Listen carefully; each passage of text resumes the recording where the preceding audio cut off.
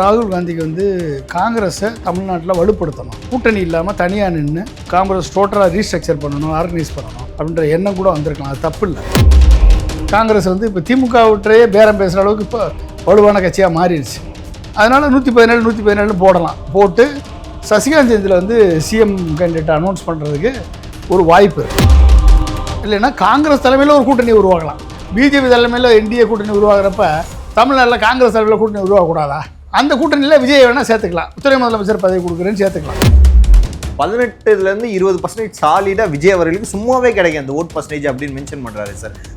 ஒரு கட்சியில் இருக்கிறாரு, இந்த பொறுப்பில் இருக்கிறாரு, இன்னொரு கட்சியோட கூட்டணி ஆளுங்கட்சியோட வச்சிருக்கும் போது எப்படி சார் இன்னொரு கட்சி ஒரு தலைவர் வந்து அவ்வளோ தூக்கி சொல்ல முடியுது? ராகுல் காந்திக்கு வேட்டு வைக்கக்கூடிய ஆர்எஸ்எஸ் ஸ்லீப்பர் செல்ஸ் இவங்கெல்லாம் அதை வந்து ராகுல் காந்தி நம்பிட்டுக்கு வந்திருக்காப்புல.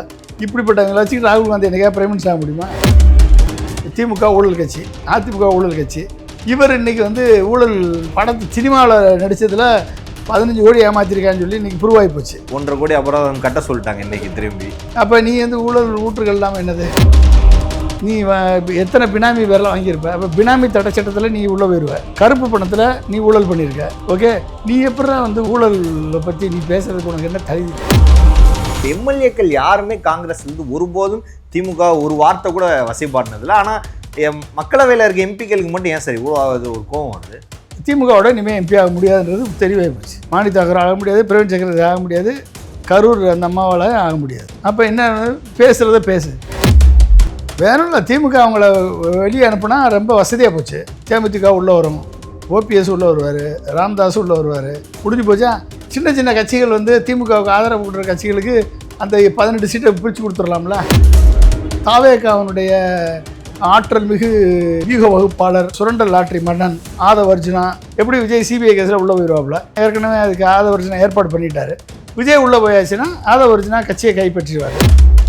ஒரு கொள்கைக்காக நிற்கக்கூடியவர்களை மட்டும்தான் மக்கள் மதிப்பாங்க. பேரத்துக்காக, கட்சிக்காக, பதவிக்காக பேரம் பேசுபவர்களை மக்கள் தூக்கி எறிந்தான் பழக்கமாக.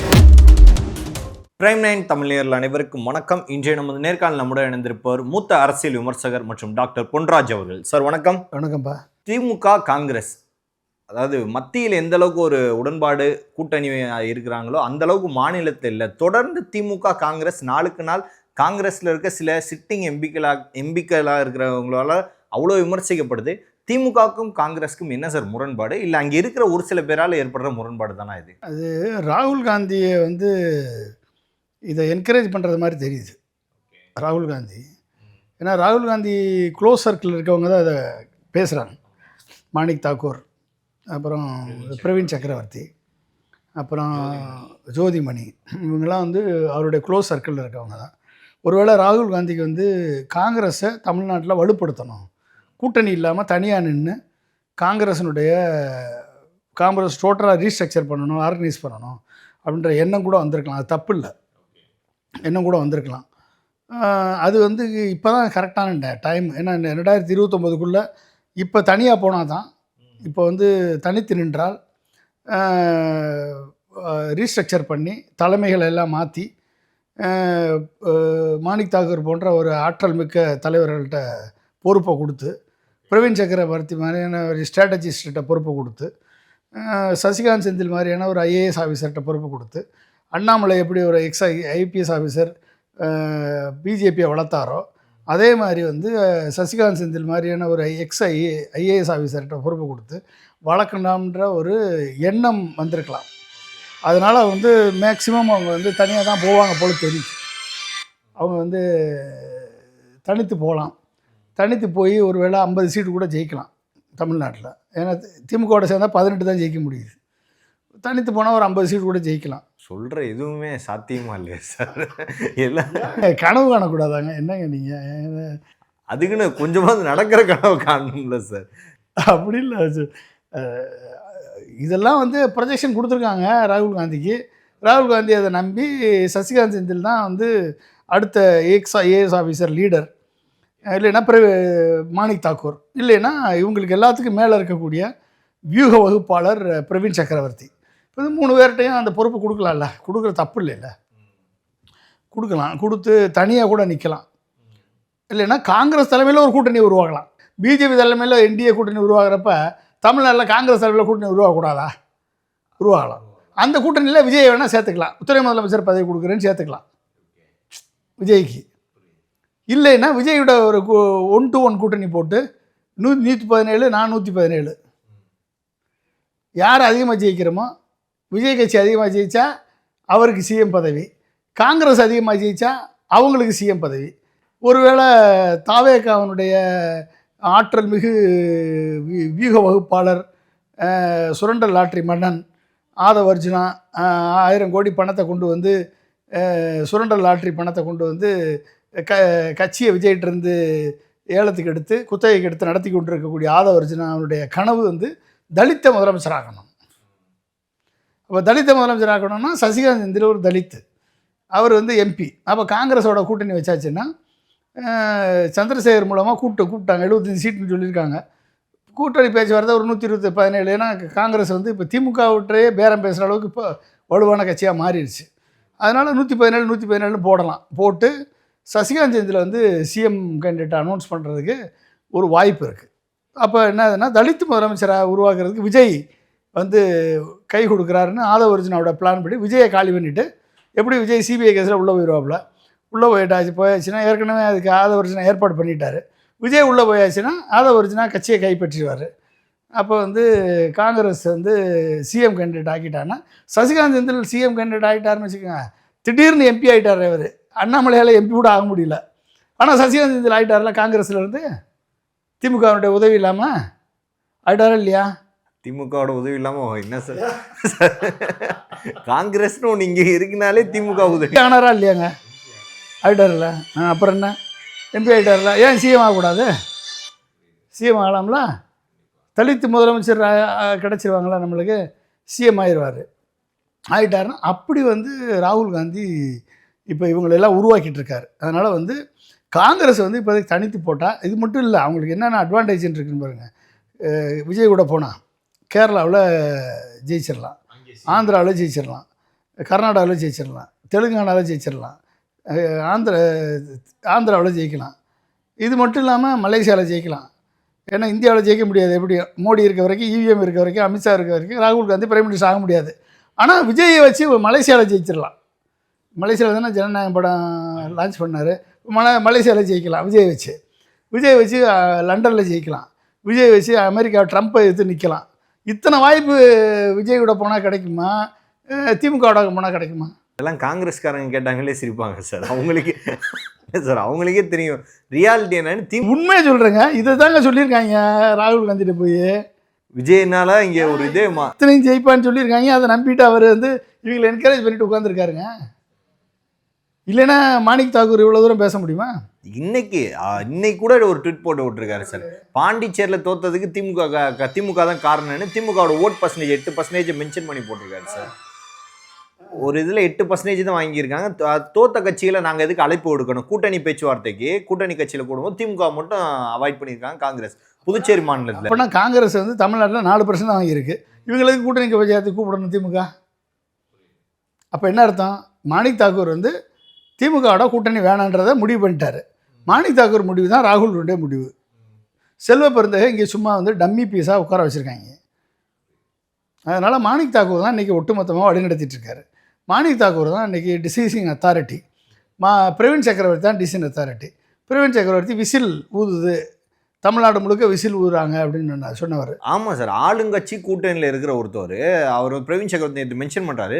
18% 20% சாலிடாக விஜய் அவர்களுக்கு சும்மாவே கிடைக்கும் அந்த ஓட் பர்சன்டேஜ் அப்படின்னு மென்ஷன் பண்ணுறாரு சார்.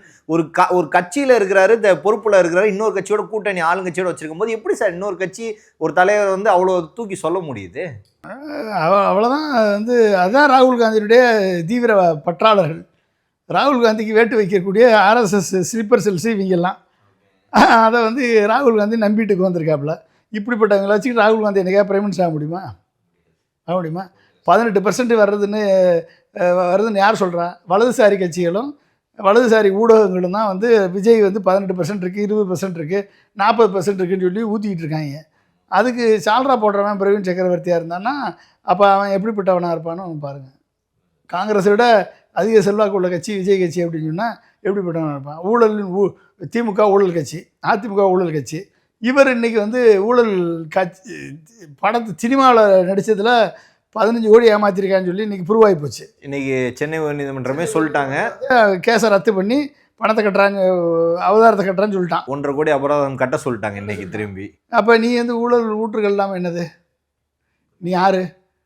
நீ வந்து 35 கோடி கணக்கு காமிச்சிருக்க, 15 கோடி ஏமாற்றிருக்க, 42% ஏமாற்றிருக்க. அப்போ ஆனால் நீ என்ன சொன்ன? கேரியன் உச்சத்தில் இருக்கேன்ன. கேரியன் உச்சம் என்ன? ரஜினிகாந்த் 260 கோடி வாங்குறாரு, 270 கோடி வாங்குறாரு. பிரபாஸ் 300 கோடி வாங்குறாரு. நீ 250 கோடி வாங்குற. நீ எப்படி கேரியன் உச்சத்தில் இருக்க? பிரபாஸ் தானே உச்சத்தில் இருக்காப்புல. இப்போ அதுலேயும் ஏமாத்துற நீ. சரி, உச்சத்தில் இருக்கேன்னு வச்சுக்கோ, 250 கோடி வாங்குற. ஓகே, நீ கடந்த 10 வருஷத்தில் 140 கோடியிலேருந்து 200 கோடின்னு வச்சுக்கோங்களேன், 10 வருஷத்தில். அப்போ எவ்வளோ ஆச்சு மொத்தம்? 140 190 கோடி வாங்கியிருக்க ஆவரேஜாக. அப்போ உன் சம்பாத்தியம் எவ்வளவு? 1900 கோடி. எவ்வளவு? 1900 கோடி. இதில் 42% ஏமாத்தினா எவ்வளவு? 750 கோடி. 750 கோடி நீ கருப்பு பணம் வச்சுருக்க. அந்த கருப்பு பணத்தை நீ எத்தனை பினாமி பேரில் வாங்கியிருப்ப? அப்போ பினாமி தடை சட்டத்தில் நீ உள்ளே போயிடுவ. கருப்பு பணத்தில் நீ ஊழல் பண்ணியிருக்க. ஓகே, நீ எப்படா வந்து ஊழலற்ற ஊழலை பற்றி நீ பேசுகிறதுக்கு உனக்கு என்ன தகுதி இருக்குது? நீ திமுகவை பற்றியோ அதிமுகவை பற்றியோ ஊழல் கட்சின்னு சொல்கிறதுக்கு உனக்கு என்ன தகுதி இருக்குது? உன் சினிமா துறையிலேயே நீ ஊழல் பண்ணாமல் நேர்மையானவனாக இருக்க முடியலை. அரசை ஏமாற்றிருக்க, கருப்பு பணம் வாங்கியிருக்க, அப்படின்றது புரிவாய் போச்சுல. அப்போ நீ ஊழலை பற்றி பேசுறதுக்கு உனக்கு என்ன இருக்குது? அப்படிப்பட்ட ஊழல் அற்ற ஆட்சியை ராகுல் காந்தி விஜய் தலைமையில் கொடுக்க போகிறாரா? சார், ராகுல் தலைமையிலேருந்து எந்த ஒரு அறிக்கையுமே வரல சார். இவ்வளோ தூரம் திமுக பேசிகிட்டே இருக்கானே. என்ன இவன் மாணிக் தாக்கூரும் பிரவீன் சக்கரவர்த்தி பேசிகிட்டே இருக்காங்களே. அப்போ நீங்கள் எதுவுமே கண்ட்ரோல் பண்ணலைன்னா தலைமை என்கரேஜ் பண்ணுறது தானே அர்த்தம். இது தெரிஞ்ச திமுக இங்கே எப்படி சார் அமைதியாக இருக்குது? அதான் இங்கே பெரிய கேள்வி. வேணும் இல்லை, திமுக அவங்கள வெளியே அனுப்புனா ரொம்ப வசதியாக போச்சு. தேமுதிக உள்ளே வரும், ஓபிஎஸ் உள்ளே வருவார், ராம்தாஸ் உள்ளே வருவார். ராம்தாஸ் கூட திருமாவளவன் வேணாம் ஒத்துக்கலைன்னா ராம்தாஸ் தனியாக விட்டுருவாங்க. தேமுதிகவும் ஓபிஎஸ்ஸையும் உள்ளே கொண்டாந்துட வேண்டியதுதானே, முடிஞ்சு போச்சா? சின்ன சின்ன கட்சிகள் வந்து திமுகவுக்கு ஆதரவு கொடுக்குற கட்சிகளுக்கு அந்த 18 சீட்டை பிரித்து கொடுத்துடலாம்ல. எத்தனையோ கட்சியில் சீட்டே கொடுக்காம கூட வச்சுருக்கோம் இருக்காம. அப்போ எக்ஸ்ட்ரா கொடுக்கலாம்ல, விடுதலை சிறுத்தைகள் கூட கொடுக்கலாம். அந்த மாதிரி எக்ஸ்ட்ரா கட்சிகளுக்கு ஒரு 10 கட்சிகள் கொடுக்கலாமே. நிறையா இருக்குது. தமிழக வாழ்வு உரிமை கட்சி இருக்குது, கேஎம்டிகே கட்சி இருக்குது, 9 சீட்டு. மிச்சம் இருக்கக்கூடிய 10-11 சீட்டு வச்சுக்கோங்க, 8-9 சீட்டு. இன்னொரு 9 சீட்டுக்கு விடுதலை சிறுத்தைகளுக்கும் மற்ற சின்ன சின்ன கட்சிகளுக்கும் கொடுக்கலாம்ல, ஆதரவு தரக்கூடிய. அப்போ என்னது, அவங்களும் எம்எல்ஏ ஆயிடுவாங்கல்ல. காங்கிரஸ் போய் அங்கே முதலமைச்சர் ஆகட்டும், நாங்கள் வெறும் எம்எல்ஏ ஆகிக்கிறோம், இவங்க வெறும் எம்எல்ஏ ஆகட்டும், அவங்க போய் முதலமைச்சர் ஆகட்டும், நடக்கலாம்ல. ஓகே, இந்த மாதிரி ஒரு சூழல் தான் சார் இருக்குது அரசியல் சூழலில் வந்து. ஆனால் அதாவது மக்களவையில் இருக்கிற எல்லாருமே பேசுகிறாங்க, மாநிலங்கள் எம்எல்ஏக்கள் யாருமே காங்கிரஸ்லேருந்து ஒருபோதும் திமுக ஒரு வார்த்தை கூட வசைப்பாடினதில்லை. ஆனால் மக்களவையில் இருக்க எம்பிக்களுக்கு மட்டும் ஏன் சார் இவ்வளோ ஒரு கோவம் வருது? அது கோவம்னா இனிமேல் மாணிக் தாக்கூரால் எம்பி ஆக முடியாது, இதோட முடிஞ்சு போச்சு. இனிமேல் சீட்டு தர மாட்டாங்க. இனி எம்பி ஆகணும்னா விஜயோட போய் எம்பி ஆகணும், இல்லை அதிமுகவோட போய் எம்பி ஆகணும். திமுகவோட இனிமேல் எம்பி ஆக முடியாதுன்றது தெளிவாகி போச்சு. மாணிக் தாக்கூர் ஆக முடியாது, பிரவீன் சக்கரவர்த்தி ஆக முடியாது, கரூர் அந்த அம்மாவால் ஆக முடியாது. அப்போ என்ன பேசுகிறத பேசு, நாங்கள் கட்சியை காப்பாற்றுறோம், கட்சியை உருவாக்குறோம், கட்சியை கீழே இருந்து அடிப்படையிலேருந்து பில்டு பண்ணுறோம். இது வரைக்கும் மாணிக் தாக்கூர் நடத்திய போராட்டம் என்ன? காங்கிரஸ்ன்னு மொத்தமாக எடுத்துக்கிட்டாலே இங்கே போராட்டன்றது கொஞ்சம் வருஷமாக பார்த்தது. எத்தனை போராட்டம் நடத்தியிருக்காங்க? பிஜேபி எதிர்த்து எத்தனை போராட்டம் நடத்திருக்காங்க? பிஜேபி எதிர்த்து எத்தனை ஊரில் கொடிக்கம்பம் நட்டியிருக்காங்க சொல்லுங்கள். இவங்க எல்லாம் 2 பேரும் சேர்ந்து எப்படியோ ராகுல் காந்தியை தெருவில் வந்து விட போகிறாங்க. நல்ல மனுஷன் ராகுல் காந்தி, ஒரு அருமையான தலைவன். ஆனால் இந்த மாதிரி முட்டா பசங்களுடைய பேரை பேச கேட்டுட்டு தெருவில் தெரிய போகிறாரு, அவ்வளோதான் சொல்ல முடியும். ஸோ காங்கிரஸ் இந்த கூட்டணியில் இருக்குமா, இல்லை கடைசி நேரத்தில் எப்படியும் இந்த இழுபரில் கூட்டணிக்குள்ளே வரக்கூடிய ஒரு சூழ்நிலை இருக்குது. ஆனால் தேமுதிக வந்து எல்லா சைடும் பேசிகிட்டு இருக்கிறாங்க. ஆனால் யார் பக்கம் கூட்டணின்ற ஒரு பேச்சுவார்த்தை இப்போ வரைக்கும் இருக்குது. ஏன்னா திமுக பக்கம் முடிஞ்சோன்னு சொல்கிறாங்க, அதிமுக கூட பேச்சுவார்த்தை நடத்துகிறாங்க, தாவேக்கா இங்கிட்டு வேற வருது. தேமுதிக யார் பக்கம் சார் இருக்கும்? தேமுதிக ஒரு தனி கூட்டணி அமைச்சராக அமைப்பாங்க. தேமுதிக தேமுதிகனுடைய எம்எல்ஏக்கெல்லாம் சேர்ந்து ஒரு தனி கூட்டணி அமைச்சலாம் அமைப்பாங்க. ஓட் பர்சன்டேஜ் அமைச்சு அவங்களும் சிஎம் கேண்டிடேட் ஆகிறதுக்கு வாய்ப்பு இருக்குல்ல. விஜய் பிரபாகரனை வந்து சிஎம் கேண்டிடேட் அனௌன்ஸ் பண்ணி அவங்க தலைமையில் ஒரு கூட்டணி அமைச்சு யாரெல்லாம் இப்போ ராம்தாஸ் தனியாக இருக்கார் அவரை கூட சேர்த்துக்கலாம், விஜய் தனியாக இருக்கார் அவரை கூட சேர்த்துக்கலாம். அப்புறம் யார் காங்கிரஸ் வருது, காங்கிரஸை சேர்த்துக்கலாம். காங்கிரஸ், தேமுதிக, ராம்தாஸ், விஜய் எல்லாம் சேர்ந்து விஜய் பிரபாகரனை சிஎம் கேண்டிடேட் அனௌன்ஸ் பண்ணுறவங்க கூட சேர்ந்துக்கலாம் சார். எல்லாருமே ஆனால் விஜய் வச்சு தான் சார் ஆளுங்கட்சிகள்கிட்ட எதிர்கட்சிகள்கிட்ட கூட்டணி பேச்சுவார்த்தை விஜய் பயமுறுத்தி தானே சார் கேட்குறாங்க சீட்டை. தங்களது நிலைமை தெரிந்து, தங்களது வலு தெரிந்து அதை முடிவெடுக்கக்கூடியவர்களால் மட்டும்தான் வெற்றியை தழுவ முடியும். தங்களது நிலைமை தெரியாமல் தங்களை ஓவர் பில்டப் பண்ணி தங்களை வந்து ரொம்ப ஹையாக எடை போட்டு இந்த ஆர்ப்பாட்டம் பண்ணக்கூடியவர்களை மக்கள் அமைதியாக பார்த்து கொண்டிருக்கிறார்கள். வாய்ப்பை பயன்படுத்தி எங்கே நியாயமான கூட்டணியை சேர்ந்து ஒரு கொள்கைக்காக பாடுபடக்கூடிய கூட்டணியில் சேர்ந்து ஒரு கொள்கைக்காக நிற்கக்கூடியவர்களை மட்டும்தான் மக்கள் மதிப்பாங்க. பேரத்துக்காக, கட்சிக்காக, பதவிக்காக பேரம் பேசுபவர்களை மக்கள் தூக்கி எறிந்தான் பழக்கமாக இருக்கும். கிட்டத்தட்ட 2016 மக்கள் நல கூட்டணி மாதிரி சொல்கிறேன். அது மாதிரி அப்போ என்ன பண்ண முடியும்? நம்மளுக்கு இப்போ வந்து இப்போ இருக்கக்கூடிய ஆப்ஷன்ஸ் என்னென்னா, திமுக தலைமையில் ஒரு கூட்டணி, காங்கிரஸ் வித்தவுட் காங்கிரஸ், அதிமுக தலைமையில் ஒரு கூட்டணி வித்தவுட்டு தேமுதிக, அண்டு பாட்டாளி மக்கள் கட்சி ராம்தாஸ் வித்தவுட், சீமான் தலைமையில் ஒரு கூட்டணி, விஜய் தலைமையில் ஒரு கூட்டணி, தேமுதிக தலைமையில் ஒரு கூட்டணி, காங்கிரஸ் தலைமையில் ஒரு கூட்டணி. ஓகே, பாட்டாளி மக்கள் கட்சி தலைமையில் ஒரு கூட்டணி அமைச்சாலும் அமையலாம், சொல்ல முடியாது. அவர் எல்லாம் சமூக ஜாதிகளெல்லாம் ஒன்றா சேர்த்து ஒரு கூட்டணி போட்டாலும் போடலாம். அப்போ இத்தனை கூட்டணி உங்களுக்கு கிடைக்குது பாருங்கள். மக்களுக்கு எவ்வளோ சாய்ஸ், இத்தனை சாய்ஸ் கிடைக்கும் போதும் நீங்கள் அதை வேணான்னு சொல்லலாமா? ஜனநாயக நாட்டில் வரட்டுமே, நிற்கட்டுமே. எல்லாத்துக்கும் மக்களால் ஓட்டு போட முடியாதுல்ல சார். தேர்ந்தெடுக்கப்படக்கூடிய கூட்டணின்னு ஒன்று இருக்குல்ல சார், இது என்ன தானே தெரியும். இவரெல்லாம் நிற்கும் போது தான், இத்தனை பேர் இருக்கும்போது தான், இத்தனை அமைச்சர்கள், முதலமைச்சர் கேண்டிடேட் இருக்கும்போது டிவிக்காரனாலே பேட்டி எடுக்க முடியாது. ஏன்னா 234 தொகுதிக்கும் விருப்பமனு தாக்கல் கொடுக்குறாங்க. தாவேக்காவும் கொடுக்குறாங்க. 234 தொகுதிக்கு தேமுதிக கொடுக்குறாங்க. விருப்பமனு வாங்கிக்கிங்க, விருப்பமனுவோட தொகை 10,000 அப்படின்னு சொல்லி கொடுக்குறாங்க. 10,000 விருப்பம், ஒரு விருப்பமனுக்கு 10,000 தேமுதிக தாவேக்கா ரெண்டுமே விருப்பமனு தாக்கல் 234 தொகுதிக்கு பண்ணுது. இது எந்த மாதிரி ஒரு நிலைப்பாடு? அது ஒரு வருமானம் தானே, நல்ல வருமானம். அட்லீஸ்ட் அதாவது ஒரு 234 எவ்வளோ ஆச்சு? கிட்டத்தட்ட 234 இன்ட்டு 10,000 நாடு. அப்போ இவ்வளோ பணம் வரும், 23 லட்சம் வரும். ஸோ இது ஒரு நல்ல ஒரு வருமானம் தானே. அதை பேஸ் பண்ணி அது ஒரு செலவு காய்ச்சல, அதை பேஸ் பண்ணி தான் பண்ணுறாங்க. அதாவது எல்லா கட்சியும் எல்லா இடத்துலையும் இருக்குது. இன்னொன்றுங்க, அது வந்து இது ஒரு நல்ல இதைத்தான் நான் பார்க்குறேன். ஏன்னா ஒவ்வொரு கட்சியுமே வந்து என்னை பொறுத்த வரைக்கும் நான் என்ன சொல்கிறேன்னா, பிஜேபி கூட தனியாக நின்று, பிஜேபி என்டிஏ கூட்டணி தனியாக நின்று எவ்வளோ பர்சன்டேஜ் வாங்குறாங்கன்னு அவங்க பார்க்கலாம். ஏடிஎம்கே தனியாக நின்று அவங்க எவ்வளோ பர்சன்ட் வாங்கலாம்னு பார்க்கலாம். திமுக தனியாக நின்று அவங்க எவ்வளோ பர்சன்டேஜ் வாங்கலாம்னு பார்க்கலாம். இப்படி ஒவ்வொரு கட்சியும் தனியாக நின்ட்டாங்கன்னா மக்கள் வந்து யாருக்கு எவ்வளோ பர்சன்டேஜ் ஓட்டு இருக்குன்னு தெரிஞ்சு போவோம் இல்லையா? கூட்டணி வைக்கிறதுனால தானே வருது. எல்லாம் தனியாக நில்லுங்க, பார்த்துருங்க, ப்ரூவ் பண்ணுங்கள் யாருக்கு மக்கள் அதிகமாக ஆதரவு கொடுக்குறாங்க பார்த்துட்டு போகிறோம். டிவியில் வச்சா விஜய் கட்சிக்கு தான் சார் ஃபஸ்ட்டு வருது. சோஷியல் மீடியாவில் வச்சா அவர் தான் 10 வருஷம். அது வரும் சோஷியல் மீடியா தானே. ஏன்னா அது என்ன, அமெரிக்காவில் ஓட்டு போடுவான், லண்டனில் ஓட்டு போடுவான், யூரோப்பில் ஓட்டு போடுவான், சைனாவில் ஓட்டு போடுவான், மலேசியாவில் ஓட்டு போடுவான்.